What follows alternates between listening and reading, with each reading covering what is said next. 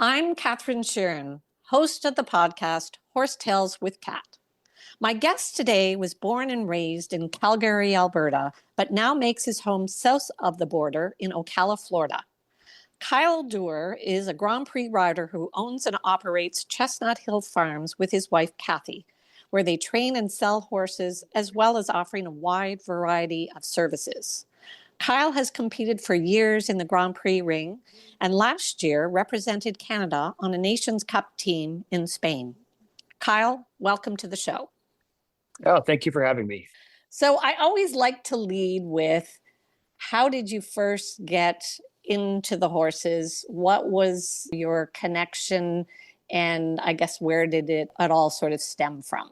So as a kid, my mother was Ron Southern's travel agent, obviously the founder of Spruce Meadows. And my father was in a corporate role in Canadian Airlines. So I was also connected to Spruce Meadows in that way. I was taking one riding lesson a week. I was probably 6 years old when I started. And it was fine. I wanted to play hockey and soccer. And then I think we went to Spruce Meadows for one Masters to watch as a family. And I watched Ian win the Grand Prix on Big Ben. And after that, that's all I ever wanted to do. Wow, that's a really lovely story. I actually ended up being a busboy at Spruce Meadows, doing whatever I could so I could be immersed in it, watch it, just be able to watch the riders. I obviously wasn't a great busboy. I'd sneak away to the warm-up ring and watch as a kid. That's all I ever wanted to do. And the real irony of the whole thing, I think, which is quite funny, is now my best friend in the world, a mentor, trainer, everything, was second place that day behind Ian Miller on a little horse named Reservation from New Zealand. So rather serendipitous how that one day has really formed my life with horses. Yes. So is that Bruce Gooden that you're speaking about? Yes. Yeah. Okay. Yeah. Yes. We're definitely going to get to him as well, because you had an interesting youth as far as horses, because from what I read, you went to Ireland when you were 15 for the summer. And who were you working for there? I was lucky enough to ride some ponies for Eddie Mackin. I actually stayed with Suzanne Mackin. My dad and Eddie became good friends through the game of golf. My trainer from Vancouver at the time was also friends with them. So I went over and rode ponies all summer. That must have been amazing. I mean, because that's another icon for sure in the sport. Absolutely. And still a good friend of ours, Eddie and the family and Stevie and Jamie. They're great guys. And then at 17, I think you went to Belgium. Is that correct? Yeah, I met Bruce. I already know Bruce, but I went to Belgium as a groom with a friend, and I got to spend probably 6 months there and learn a little bit about buying and selling. And I got a riding lesson or two a week from Bruce, which was amazing. And that really kind of sparked my interest even more. And then you came back from there. And if I'm not mistaken, is that when you went to represent Canada at the Young Riders Championships and you won a silver medal? Was that about that time? Yep, that's correct. I came back. My parents bought me a really nice horse named Braveheart, who had had a few colic surgeries. It wasn't terribly expensive, and he took me to Young Riders, and I took him with me to Europe after that. He ended up jumping the Olympic Games with Bruce, which was really cool. I got to go watch that. His horse got hurt, and he borrowed mine. It was a lovely horse. He came back to the United States with me all the way until the daughter was born, and that's the time he passed away. So he was a big part of my life. Mm-hmm. Sounds like it. And so then at what point did you go down after you represented Canada at the Young Riders? Then you moved down to the States and you were working for Aaron Vale or with Aaron Vale. And that's, if I'm not mistaken, also when you met your wife. So tell us a little bit about that. Well, there's a gap missing. I left British Columbia at 18 or 19 and moved to Sweden for a few years to work again for Bruce Gooden. And then from Sweden, my mother worked at the horse show office in Indio and was friends with Aaron Vale's mother. I ended up meeting Aaron Vale in Falsterbo when he came to show, and he offered me a job. And I thought it sounded a lot warmer than Sweden. So I relocated to Ocala, which I still am here. And from there, I worked my way up to the Midwest with working for a nice family, the Tisdale family out of Des Moines, Iowa. They run some nice horse shows. Their grandson Harley Hott's now riding with my daughter. And I met Kathy in the Midwest circuit, and we built a farm up there and one in Kentucky, and then eventually migrated down south. Well, it's interesting too, because I read an article about you and Kathy and how you met, and it sounded quite romantic. You proposed to her at the same horse show that the two of you had met.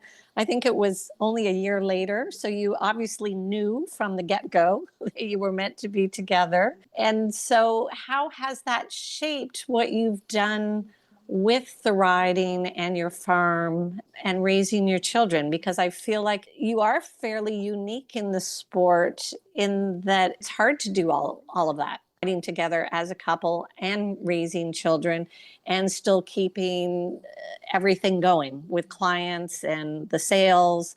And you also have an operation there where I understand you have courses available for people to be able to come and practice before the big shows. So tell me a little bit about how you've managed all of that. Well, at first I was traveling a lot, and the kids, they would be in school in Wisconsin, and then we'd try to do a winter program in Ocala. And then in the summers, we'd be in Kentucky. What we found was the easiest was to just relocate everything to Ocala, where we could base out of. The kids would be in the same school. Our daughter did gymnastics before she rode. My son's a big golfer. We just have established a life based strictly in Ocala. And we were lucky enough to buy a piece of property on the same street we lived on before the World Equestrian Center was put in. So then we built our farm there. But basically, in regards to managing sport versus family, right now, family is still more important to me. I've been lucky enough. I have a wonderful sponsor from Ottawa, actually, Francesca Wilson and Windsor Farm. And we've purchased, we have 3 8-year-olds now, being the beginning of the Olympic quarter, with the idea that as my kids get a little older, the horses get older, I'll have the ability to travel more in a year or so. So then I'll base more in Europe for the summer, fall, that type of stuff. Well, we talked a little bit about where the Canadian team is as far as depth of riders and the challenges that are faced currently. Maybe you could speak to that a little bit, because it sounds like that's a great plan moving forward. Where do you think the shortfall comes in Canada? It's not lack of talent, that's for sure. We have wonderful riders. The industry in Canada is, unfortunately, it's not a thriving industry in regards for someone like myself to base there and run a big client-based business. You just don't have the economy to back you in regards to customers. And mind you, in saying that, my sponsor is a Canadian. Yeah, and also I know everyone says this, but we're very poorly funded. So it costs me maybe 50,000 US dollars to go to Europe with 2 horses to jump for the team. I would do it again. I would do it now if I'm asked. I would sell in a car. I mean, I sold at a fun little sports car. I sold that to go, and I would do it again. But then you go and you see the US has said some juniors, full ride. They have full sponsorship, all the clothes, everything.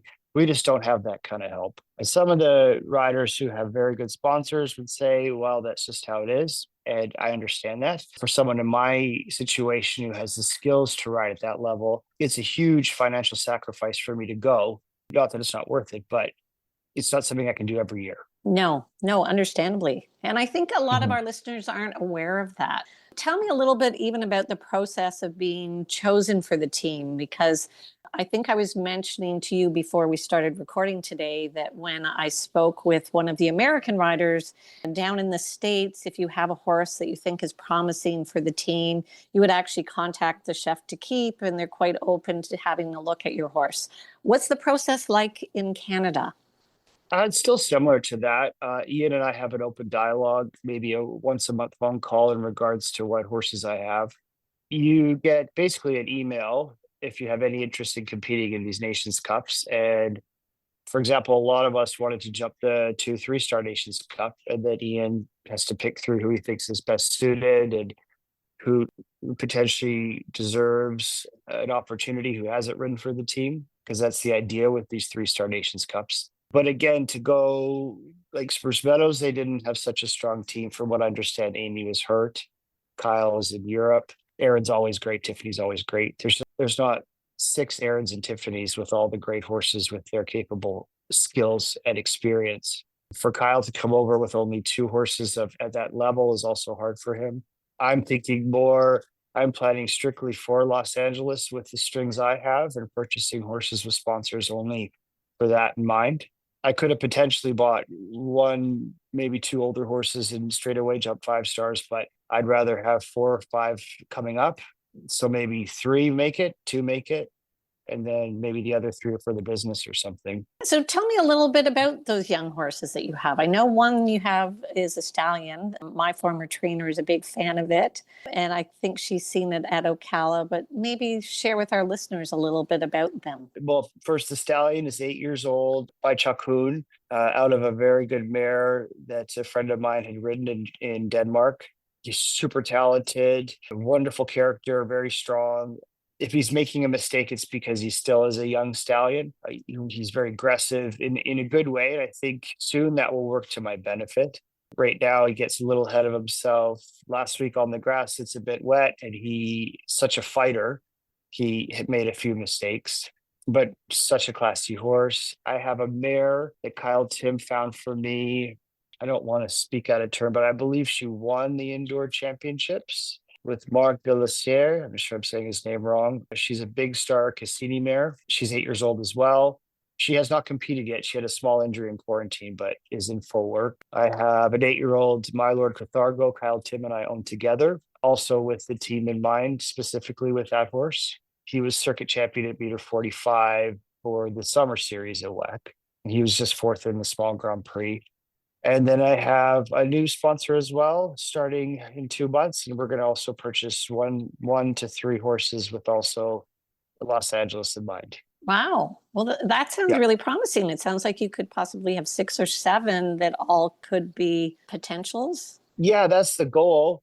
My train of thought now is to have horses that are peaking at that time and having enough to choose from. Still, I will come into roadblocks as in regards to travel and finance to be, for example, overseas. But those are things we'll tackle when we get there. But I think for the Canadian riders, we need to be thinking really now of the upcoming Olympics and World Championships too, of course. But I think that team should be very good with Mario and Kyle and Tiffany and Aaron and obviously Amy, the really top people. But for myself, who's a little bit on the second tier without 5-star horses, my plan is to develop the young horses. And I'm not talking 5-year-olds, already very qualified 8-year-olds. So I have at least I can say to Ian, I have 4. Choose which one you like. Well, and I also want to talk about a couple of the horses that you have been riding, because I would also imagine it's tough to keep yourself sharp at that level when you're riding the younger ones that aren't quite there. And so I know you had some great success with, it was Constantin de Hus, if I'm pronouncing his name correctly. And is that the one that you also had in Spain for the Nations Cup team? Or sorry, was that one the Fée de Herman? So Fee was my best horse. Fee, sorry. Fee there. I don't know how to say her name either. I'm from Calgary, not Quebec. Constantine, I was riding for Aaron Vale and Luis Sabino. Aaron had lots of horses. I tried the horse. I jumped him in the Longines week, and we got along very well. He had he wasn't such an easy horse, but we get along very well. He had a mild colic before we went to Europe. So unfortunately, he wasn't in top form when we were there. But the horse Fee was really special. I never owned her or had any share in her. So the owner, seeing the quality she was, wanted to compete her herself, which I can't blame her. I thought the horse was really special. So she took the horse back to compete herself. But she was very generous to let me ride her and take her to Europe. I have no hard feelings, but I was for sure bummed. No doubt. Yeah. So I apologize because I did get them confused, because I think I watched the video of you in Spain on her. And she's the one that would buck on landing a couple, every so Yeah. often. She was quite spirited, I guess, for lack of a better word. And Yeah, she was really special, kind of quick star. Nothing was too hard for her. Fantastic water jumper, careful, brave, really a fantastic horse. And how did that partnership come about? Because I'm always curious as to how people approach you. Because if I'm not mistaken, so it was Crooked Farms in Crooked Willow Colorado. Farms. Yeah, it was actually through my daughter riding ponies for one lady who was very good friends with Jamie Jensen. Through that, Jamie and I started working together. I was helping her with young horses and I was training her. She's also very good. So we were doing things together. We had a bit of a brainstorming and we made an agreement that she'd purchase this mare who I'd already tried with another group, another family. And we had an agreement that we would give it a shot with her. And like all things, things kind of came to a point and she wanted to ride the horse and go a different direction, which it happens. And so that was the end of our working together, but we still maintain a good friendship. Well, I do find that that is a challenge that most riders face, that you don't get to keep them that often for the long haul. So that's why I think it's also very clever that you're getting young horses now that are part of your own string, that hopefully then you can hang on to them long enough to be able to achieve those dreams and goals that you want without having to worry about them having to either return to the owner because, yes, the owner decides they'd like to ride them or they're for sale. How do you manage your heart with that? Because I always feel like riding the trust and the bond that you build means that you give up a lot of your heart. And so when you're building these partnerships and achieving great things and then having to pass them back, be it what it may, how do you handle that? I have to say, honestly, I was heartbroken. For me, that was maybe not everyone agrees that she was a top horse, but for me, she was. The feeling I had, the connection, I could hack her in the woods in France for 3 hours and I felt like we were talking. It was really heartbreaking. I had no anger or animosity towards the owner. It's not my place to feel that, but in regards, it was extremely heartbreaking. My wife offered to get a painting done of her, and I just said that's okay. It's not something I want. Thank you. And by no means do I treat the owner differently. We're still friends. I see the horse, but it's not like a breakup. It's like it's just a loss. This is Uh-huh. also why for sure I'm going to be rusty when I jump 5 stars next year because I'm not jumping big classes, but I own a piece of every horse now. My wife and I do. We have completely different contracts. We've learned, and I think everything's happening for a reason. But I do have to say that was really heartbreaking for me. And I was getting a little bit at the end with the management, like a little bit crazy, to be honest, because I could probably feel it coming. And I think that probably didn't help as well. But yeah, it was a hard time for sure. I really saw for the first time, and I've jumped forever, that maybe 10, 11, this horse, we're going to go to Aachen, and I think she can do everything. And then I jumped, I think, double clean in a big 3 star in December and then the horse left before Christmas. So it was a bit of even the whole winter, maybe people didn't know, but the feeling was I was always a little deflated, you know. Still, I'm trying to build up again the feeling that I can do this properly. No, thank you. I really appreciate your being so honest because I felt the same thing happen when Beth Underhill had to give up Nika Hmm. before the Olympics, and I could only imagine what it does do to your heart because you've got a lot caught up emotionally with these animals, and they also, I feel it at the other end. And as good a rider as they may go on to, I'm never convinced that they want to do the job quite as well for the next. So yeah, so thank you for being so honest. And I do feel like in your case, from what you've told me of all your stories so far, it seems like things happen serendipitously. Serendipitously. Yeah, I don't know. Anyway, they do Yeah. seem to. My goodness, I was thinking even the fact that you happen to have a property that was on the road to WEC before WEC was being built, which is now I mean, a game changer for anybody like yourself that's in the business. I feel like it's made such an important shift for trainers because now you can stay put.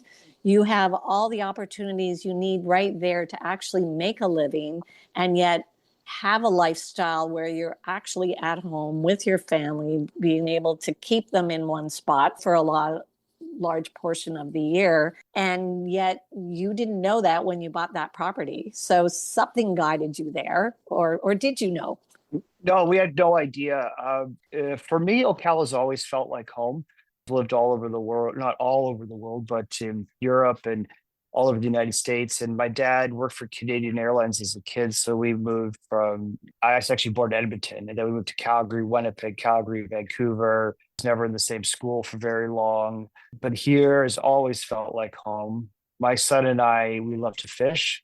So we're 40 minutes from our house on the Crystal River. We're in the Gulf in 20 minutes. We were fishing all day yesterday. And these are things we just couldn't do based up north. I'd be Mm-hmm. driving the truck home all day Monday and then working today, going back to the show the next week. So our quality of life is really nice here right now. And I think as the horses grow, I'll be more serious. I'm always serious for the sport, but more committed as far as my time goes. So I am enjoying now a Monday with my son. He's in 10th grade, so I can pull him out of school Monday and we can spend the day fishing. And then my daughter and I head to the show tomorrow back to Wellington. So it's nice. A lot of riders don't get that family time. I would imagine that's a good time to unwind. It kind of takes your focus away from the horses for a little bit and lets your brain relax because it is such an intense sport. It is for sure. And I have friends that come to the Grand Prix once a year and I fish with them and we don't even talk about horses. And it's not that it's refreshing, it just feels like I have a normalcy that a lot of riders at my level don't have. And I really cherish it because that, again, say another fee comes into my lap, then straight away I'm gone to the big shows again. So for now, I'm enjoying the time.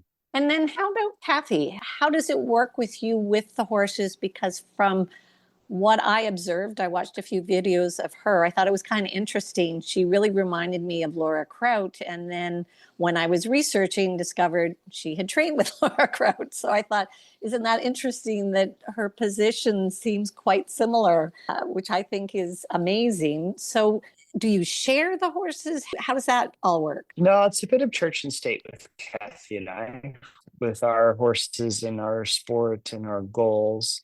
We're very together with the kids. By no means do I train her or vice versa, but I'm very supportive. My best friend Bruce, he trains both of us. So it's quite perfect. She has a really cool horse now. She had an accident 4 years ago and it was kind of rebuilding her riding and her horses. And this one is really cool. It's named Call My Name. Originally it was called Puff Daddy. We obviously had to change that straight away. So it's a really cool horse. She won the Futures Grand Prix this summer. It was an awesome achievement for her. First big win since her accident. So it's just awesome to watch her.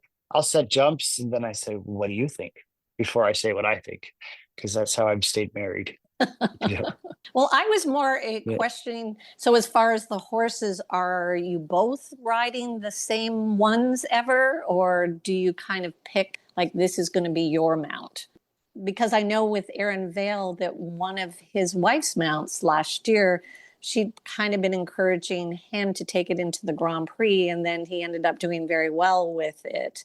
And so it kind of became his mount for a while. So I just was curious with the two of you, do you buy the horses with you in mind versus Kathy in mind, or vice versa? Or is it kind of fair game for either one of you to be potentially showing these? It's very separate. Where Aaron and Mallory are a little bit different how it's structured. If a horse is bought that Kathy picks out, it's for Kathy. My horses are owned by my sponsors, so they're basically for me. Constantine's owned by a group. He could go anywhere, but he's a bit strong for her. There have been some horses that didn't work out for her that I've shown, and I had a great mare that she took. She did great with her. It was awesome. So yeah, we have shared it in the past. Now she just is down to one, and she does a lot of training and riding at home. And that one horse is for her. I think if I had a bunch and she really liked one, I would not be opposed to her riding it, though. That's for sure. And then do you have somebody that helps you with the flatting? Because I do find a lot of Grand Prix riders will have some sort of secret person behind the scenes doing a bit of the flat work with their horses. I just wondered, is that you, or do you have somebody that you get help from occasionally? I love the dressage side of it, the flatting. I love it. I'm not a lot of riders, they just meet their horse at the ring. I love, like, for example, I was in Saint Tropez and I didn't understand where everyone was. It was 6:30 and I was flatting horses in the dark and all the rings were closed. I just like, this is weird, but I love the flatting part. When I'm away, my groom Pablo, he's awesome. He'll trot these horses around everywhere, and then we have a girl named Madison Smith who's now working for us, who's a top rider, top professional. She's from the West Coast as well, and she does a really good job with them. And Kathy will also ride my horses when I'm away. But as far as like the flat work, this is a real passion of mine. I've trained with different dressage trainers. Bruce Gooden's really good on the flat work. I take lessons when I can from anybody just to improve it. I actually have a lot of theories on the flat work. It's a big part of my program. It's interesting because when I spoke with Ainsley Vince last year, she said her favorite time was those early mornings, 6:30, when there's no one around and it's dark and you're flatting and you just get to kind of bond and connect with your horse. So that's kind of cool that you're in the same space. They teach you a lot too. So I also wanted to just go back to when you did represent Canada on the Nations Cup in Saint Tropez. So was that your first time representing Canada on a Nations Cup team, or had you done that before? No, that was my first time. I've never had a horse that could do it, to be honest. I've had nice results, and I think for a few years in a row, I was the highest national Canadian Grand Prix money winner. But since I was young, I've never had a horse that was really jumping at that level. So it's a real thrill, I have to say. But I could wear the red coat all day, every day. I mean, it's such an honor. I look at it in my closet all the time. That's also why I feel very little animosity towards the owner of that mare, because if I got the coat out of it and I got to ride such a horse, even for a short time, it's more than what 99% of riders ever get to do. Of course, I want to, God, it'd be cool to be like Tiffany and do it every month, and because she's so good. But if this is all I did, it's still a really cool experience. Tell me a little bit about how that all unfolded, because years ago, I rode with Jill Henselwood, and we as a barn bought her first coat. I remember it being a really big deal. So I just wondered, how does it happen today? Because I loved looking at your Instagram, because you definitely wore all the Canadian team gear. It seemed like with great joy. It was really represented well on your Instagram feed. But I kept thinking to myself, so who pays for all the outfitting? Does that come out of your pocket? Do you pay for the cooler and the jacket and all of that? Yeah. Wow. The cooler, the jacket and cooler, the coolers are kept there's like a European box and a North American box. So we don't get to take any of that home. But I had all my stuff, the flags put on all my equipment, everything I had, clothing wise, I brought myself. Actually, for the jog, none of us even matched. I think Lexi gave me a pair of Canadian socks and an old baseball cap, because they just don't have the attire for these 3-star groups. And I didn't know, honestly, what to bring. And the coats are, well, not free because you pay plenty to go, but the coat is provided. And if anyone tries to take it back, it's going to be a fight. And Tiffany's in charge of the coats. So the first one she sent me was a bit tight. And so she sent me a few others, and it was a bit of a fun back and forth between the two of us. But that's you do get the coats. That's about it, though. Well, see, this is the sort of thing that our listeners want to hear. I mean, because none of us have ever gone through this experience. So it's so fascinating for me to hear how it all unfolds. And as I said, I felt I was very proud as a Canadian just to see the Canadian pride, because I feel like that's something we don't typically do as well as the Americans. When I'm down at WEC, I feel like there is just so much just pride around being an American. As I said, just the joy in your pictures, in your face that I saw said it all. And so that's why I thought, is this your first time? If it is, again, then I think how lovely that you really embraced it and took it all in and appreciated it and thought, yeah, this is my opportunity. And it also, how old were the other three on the team? Were they quite a bit younger? Yeah, they were. Two of the girls, probably early 20s, and Kyle Tim, I was 42 last year. He's maybe mid 30s, a little bit older, but I've known him for a long time. Kyle and I are very good friends. I based at his place when I was there, and we do a lot of business together. But yeah, they're all younger than me for sure. I'm Yeah, old. so no, well, I'm not thinking you're that old, but I was thinking how cool that you're the oldest in the group. It's your first time out and you're all sharing this one experience together, because I gather it was the first time for the girls as well. And I didn't know about. I think they had done some other stuff. I think one was together with Eric and all that. But Okay. for me, Ian asked me the day before, will you go first? I'm like, yeah, absolutely. Awesome. It's Canada, dude. I'll do anything. I'll ride backwards if you want. Whatever you want, I'll do for the team. And And I didn't even plan the Grand Prix that week for the mare. I had her really right for the Nations Cup. And unfortunately, we didn't make the second round. And then I just by chance got into the Grand Prix, and I was not underprepared, but the horse was wild, and I planned the entire circuit in Europe for one class with that horse. So amazing. yeah, and I would do it again. I didn't care at all about the result in the Grand Prix the week before. It was just for the team. And then what was it like working with Ian? Because what I've never really known for sure is, what does the chef to keep do? Because when I asked Mario Delorier this last year, he said in his case, Ian kind of just leaves him to his own resources because he's got his own setup and what have you. But I thought, when you're new to the team, is he out there coaching you? Are you walking the course with him? How does that all unfold? Yeah, I took everything I could from Ian. I could have stolen his hat if I could. I had Bruce there, who's my best friend and trainer, but both Bruce and Bruce is, I don't know if I should say his age, but mid to late 50s. We're still in awe. It's Ian Miller. Even if we disagreed how to ride a line, I said, well, I should probably do it because Ian said so. He's like, yeah. And I'm sure, yeah, Mario for sure has had tons of success. But for me, if the chef's in charge, unless it's something I completely disagree with, I'm going to take his information and process it and do my best to meet his expectations. And so is he down there at the warm up ring with you, helping you get your horse Yeah, warmed up to go in the ring? yeah, he is. So He walk is. me through that in your case, because presumably he wouldn't have known your horse so well in the very beginning. How did that kind of all go? It was easy because Bruce was also there, and Bruce is well regarded at Ian from Ian's perspective. So Bruce obviously took the lead. And then if Ian had suggestions, it was communicated to me, and it felt very much like a team that hopefully in a few years is a really good three of us working together. I thought I was in awe still. I have a picture in my room of me standing and Ian's just talking to me with his hand on my shoulder. And that's a dream come true for me. I'm still very much a dork of the sport. I mean, just the fact that Captain Canada and I are walking together in a parade, coolest thing ever.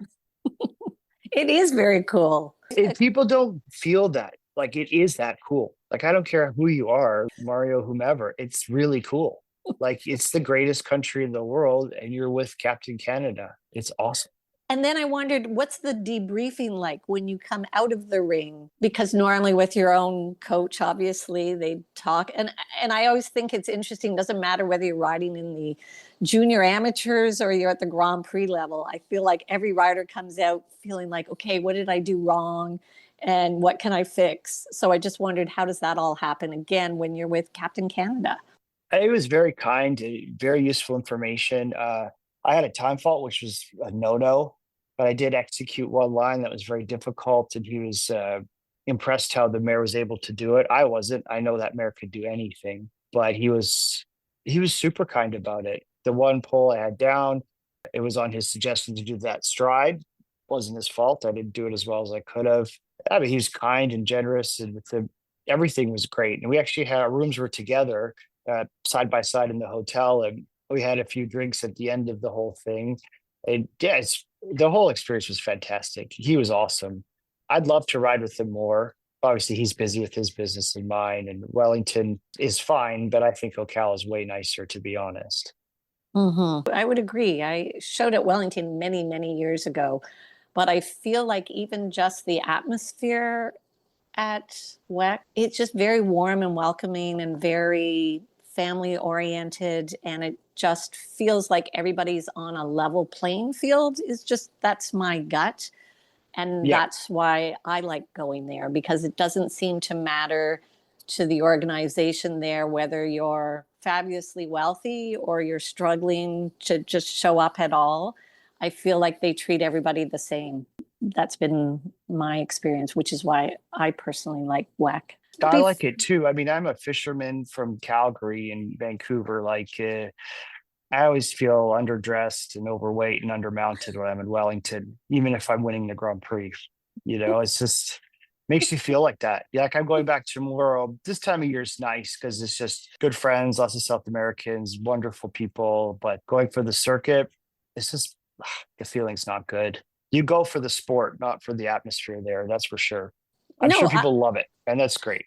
I can honestly say I was there, it must have been 20 odd years ago, and I felt like a pauper. And I thought, I've spent all my money, saved everything I have to be here and compete, and I feel like a pauper. What does someone who doesn't have any money feel like here? Because Yeah, it was just that, I don't even know how to describe it, but it didn't make me want to like run back, even though I thought the facilities were amazing. The competition obviously is the level is unbelievable, and you're watching the greatest of the greats. But I guess I feel like now that happens in Ocala. I remember the first time I saw, Rodrigo. yes, Rodrigo Passon. I thought, I've never seen him in real life. I've only seen him That's on cool. TV. To actually see him in the ring and watch him and like be able to watch him warm up, it really is just phenomenal. But I feel like riding with those riders when I'm in Wellington, they're not so friendly, but in Ocala, those guys are awesome because that's just the feeling I think they have too. Like McLean's always wonderful and these guys, but a few people are they're a bit quiet. But in Ocala, it's like when Kent comes, he's a nice guy, but he's quite quiet. But he's super cool in Ocala because I think he feels quite relaxed there. mm-hmm, you know mm-hmm. yeah, and we're lucky to see it. Laura Kraut just bought a farm here. I think it's just going to get better and better. I was going to say that's kind of news hot off the press. Yeah, yeah, yeah. Interesting. So as we wind down, I wanted to ask you a little bit about your children, because I think they, as you said, are a big focus for what you do. And I know your daughter, Adele, who I think you refer to as Ada, if I'm not mistaken, she's showing in both the hunters and jumpers and seems to be having some good success. And your son, Jackson, he's there supporting you all at the horse shows, but he's not into the riding, or is he? He's not. He loves the horses. He loves to come to the Grand Prix. He's the number one golfer in his high school. So that's a big thing for him. He has a tournament today that actually my daughter and I are going to go and watch. He loves the horses. He has his favorites. He has lots of opinions, but he's a golfer through and through and really is taken to that, which is quite cool. My brother was a great golfer as well. So that's his game. And Ada is 13 and just killing it. She's awesome. And does she dream of following in your footsteps? Does she want to do the Grand Prix and be on the team? And is that kind of something in her heart? I think so. Yeah. She's 13 though. Like so's boys and TikTok and clothes but we have applied for her Canadian citizenship. So yeah, I think yeah, next year it all depends. If she rides for Canada, she's a little limited on the equitation classes. For me, I don't think it's so important, but it's kind of her call. But she will ride for Canada as soon as she's done with her stint in the equitation. Well, So that would last be year, Young Riders, we wish she was, but she was for Zone 10, but she still got a silver medal. So that's cool. Mm-hmm. Not zone 10, whatever zone we're in, whatever Florida zone. I don't know the Yeah. zones either, so I can't help you out on that one. But that would be Yeah. pretty cool to have father-daughter. It'd be like Ian and Amy. Wouldn't that be really It, full circle moment for you? yeah, it'd be amazing. It'd be really cool for sure. I think she'll do it too. Well, I have to say thank you so much for taking time out to share your stories with me and the listeners. And I do wish you and Kathy and your children continued success. And I really, fingers crossed that one of these up and coming mounts is a ride for you at the Olympics. But in the interim, I hope that you get serendipitously, whatever that word is, a gift of a horse to take at that level in the interim, just to keep you chomping at the bit. That'd be great. I'm not going to say no, that's for sure. We'll see what Yeah. we can pull out of the woodwork for you. Perfect. Very good. If you'd like to learn more about the show and upcoming guests, please follow me on Instagram and Facebook at Horsetails with Kat.